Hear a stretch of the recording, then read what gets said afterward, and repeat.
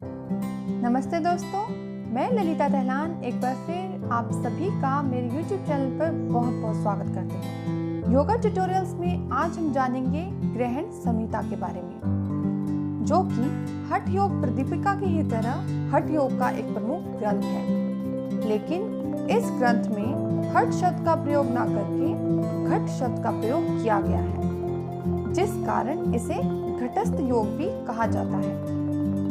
घट का अर्थ होता है शरीर, और घटस्थ योग में शरीर को एक साधन के रूप में इस्तेमाल करके योग में उन्नति हासिल करने का मार्ग बताया है, जिसके द्वारा तत्व ज्ञान की प्राप्ति की जा सकती है।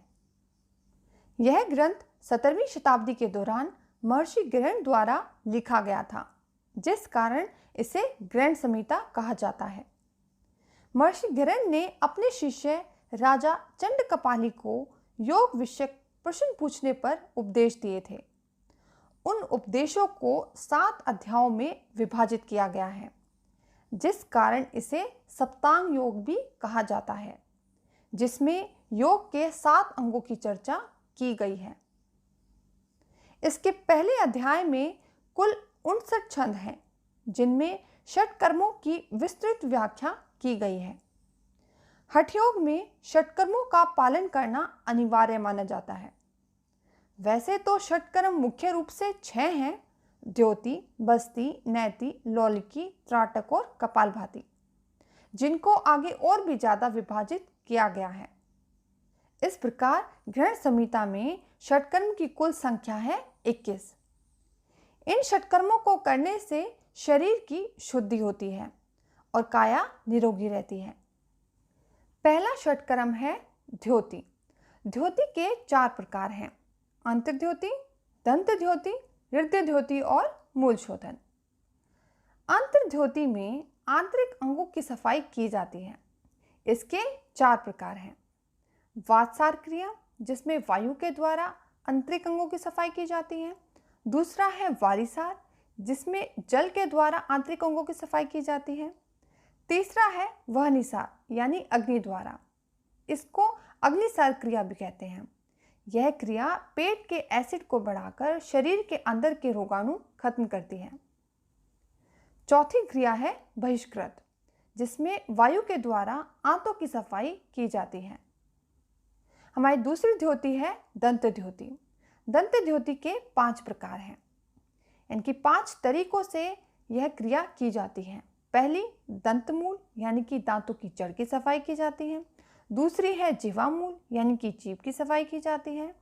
तीसरी और चौथी क्रिया है कर्णरंध्र क्रिया। इसमें दोनों कानों की सफाई की जाती है। और 5वीं क्रिया है कपालरंध्र, जिसमें मस्तिष्क की सफाई की जाती है।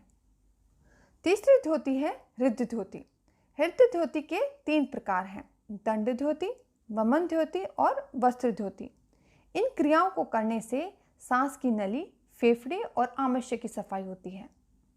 और चौथी द्योति है मूल शोधन। इस क्रिया के द्वारा मल द्वार की सफाई की जाती है। दूसरा षटकर्म है वस्ती। वस्ती क्रिया के द्वारा बड़े आंतों की सफाई की जाती है। इसके 2 प्रकार हैं: जल वस्ती और शुष्क वस्ती, जिसे वायु वस्ती भी कहा जाता है। तीसरा षटकर्म है नेति। नेति मुख्य रूप से सिर के अंदर वायु मार्ग यानी कि साइनस कैविटी को साफ करने की क्रिया कहा जाता है, जो मुख्य रूप से 2 प्रकार की है: जल नेति और सूत्र नेति। चौथा षटकर्म है लौलिकी। लौलिकी को नौली क्रिया भी कहा जाता है, जिसमें पेट को हिलाते हुए क्रिया की जाती है, जिससे पेट व आंतों से जुड़ी बीमारी दूर होती है। 5वां षटकर्म है त्राटक। त्राटक क्रिया करने से एकाग्रता बढ़ती है और मन शांत होता है। 6ठा षटकर्म है कपालभाति। कपालभाति क्रिया करने से मस्तिष्क स्वच्छ होता है और मुख पर तेज आता है। कपालभाति क्रिया के 3 प्रकार हैं: वातक्रम कपालभाति, व्युत्क्रम कपालभाति और शीतक्रम कपालभाति।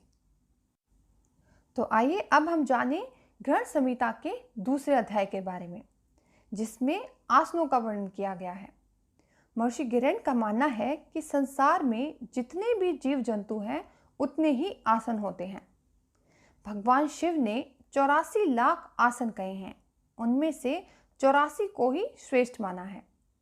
यहाँ पर महर्षि गृहण कहते हैं कि उन 84 श्रेष्ठ आसनों में से भी 32 आसन अति विशिष्ट होते हैं, जिनका जिक्र गृहण संहिता में किया गया है। और वे आसन हैं सिद्धासन, पद्मासन, भद्रासन, मुक्तासन, वज्रासन, स्वास्तिकासन, सिंहासन, गौमुखासन, वीरासन, धनुरासन, मर्त्यासन, गुप्तासन, मत्स्यासन, मत्स्येंद्र आसन, कोरक्षासन, पश्चिमोत्तान आसन, उत्कटासन, संकटासन, मयूरासन, कुकुटयासन, कूर्मासन, उत्तान कूर्मासन, उत्तान मंडूकासन, वृक्षासन, मंडूकासन, गरुड़ासन, वृक्षासन, शलभासन, मकरासन, उष्ट्रासन, भुजंगासन और योगासन। ग्रहण संहिता के तीसरे अध्याय में योग की मुद्राओं का वर्णन किया गया है। मुद्राओं का अभ्यास करने से शरीर में स्थिरता आती है।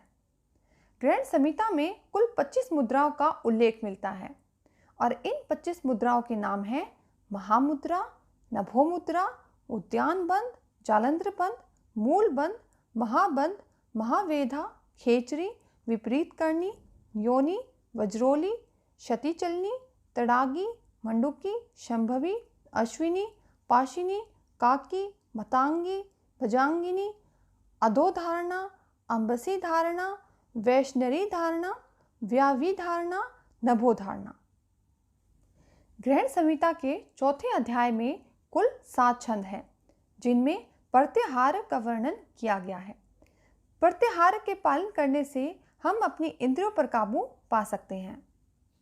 ग्रहण संहिता के 5वें अध्याय में कुल 91 छंद हैं, जिनमें मुख्य रूप से प्राणायाम का जिक्र किया गया है, लेकिन इससे पहले आहार के ऊपर विशेष ध्यान दिया गया है, जिसमें मिताहार को योगी के लिए श्रेष्ठ आहार माना है।